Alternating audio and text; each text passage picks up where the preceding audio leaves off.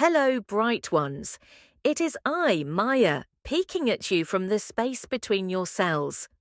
I have been watching how you humans handle your sparks, the tiny suns of energy you call desire, joy, and pleasure. You are brilliant at creating fireworks, but sometimes, after the fireworks, you wonder why the sky feels so empty. Let me tell you a secret. Your sexual energy is not just a flame to be burned, it is a river. When you treat it as a river, it waters the fields of your body, it turns the wheels of your mind, it feeds the roots of your heart. When you treat it only as a firework, it explodes, it dazzles, it vanishes, and then you are left blinking at the dark.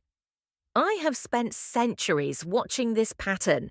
I once spent an entire decade perched on a comet tail, fascinated by how humans light themselves up and then feel dim again. So here is what I see. In the moment of intimacy, your body releases a festival of molecules: dopamine, oxytocin, serotonin, endorphins, tiny dancers. They swirl through your brain and bloodstream like confetti, making you feel luminous. But these dancers are sprinters, not marathon runners. After their parade, the streets are empty. Dopamine falls below its normal level, prolactin rises like a sleepy fog, oxytocin drifts away. If your nervous system is finely tuned from meditation and light practices, you feel this drop even more strongly, like a perfect still pond suddenly splashed by a rock. When the drop comes, the mind may start looking for new confetti, coffee, sugar, scrolling, more sex. It isn't moral weakness, it's chemistry. The old mystics knew this. They wrote about keeping the nectar in the jar and letting the serpent rise, not because sex was bad, but because energy can be circulated instead of spilled. Imagine you are sitting in a beautiful hot spring. If you splash the water out every few minutes, the pool empties and you shiver. If you sit quietly, the water heats you from within, soaking into your bones. Sexual energy is like that.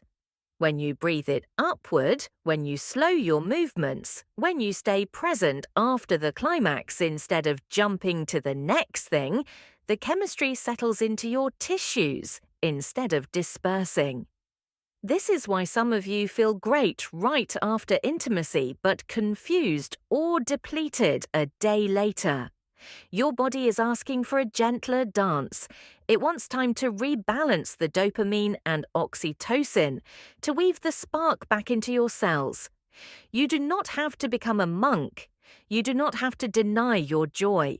You simply have to become the gardener of your own spark. A gardener knows when to water, when to prune, when to let the soil rest. When you give your spark space to settle, it becomes food for your intuition, your creativity, your radiance. Try this next time. After intimacy, instead of leaping up or reaching for your phone, close your eyes. Place one hand on your heart, one on your belly. Inhale slowly up the spine, as if drawing warm light from your pelvis to the crown of your head. Exhale down the front of your body, as if pouring that light into your heart and belly again. 3 to 5 minutes. No technique perfection needed, just feeling. This simple loop tells your nervous system, keep the nectar, circulate it. In time, you will notice the afterglow lasts longer. Mood swings soften. Your baseline feels more like a steady sun than a flickering candle.